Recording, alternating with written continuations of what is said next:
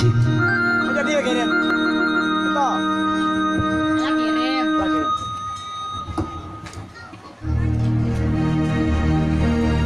Iya, ada permintaannya. Tiap hari ini berdua, talago biru.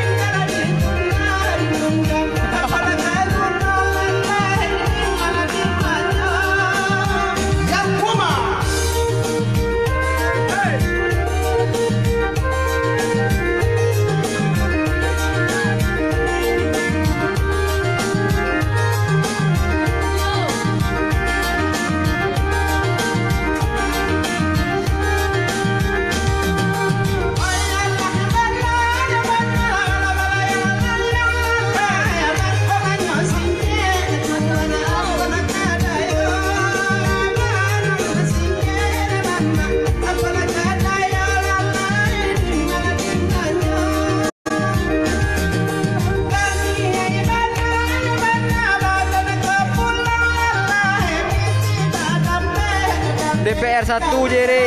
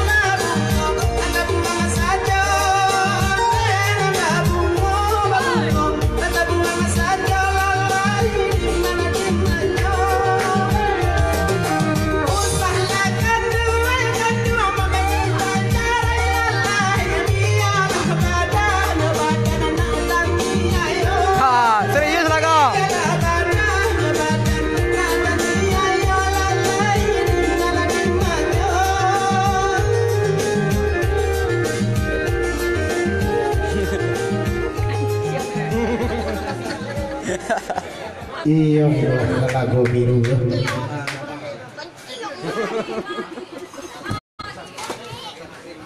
Oke, dilintas kita udah ini tepuk tangan buat Anto Barau.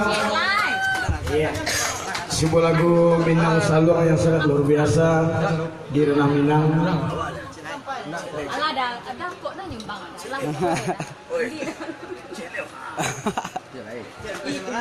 Semua. Udah kan nyumbang kan. Oke, kita digabung bersama artis cantik kita bersama Mayang Cantik. Orang ngaji. Berang Allah. Orang ngaji. Orang ngaji bang. Orang ngaji. Jangan ada. Baik, hadirin dan hadirin pada sedang berbagi ini karena waktunya sholat maghrib akan tiba. Kami dari keluarga besar Deki Musik bicara dulu. Selepas nanti kita kembali bergabung bersama kami. Nanti dah lu, kita celorkan kan? Nanti dah lu. Malam dah. Kayaknya arun ya.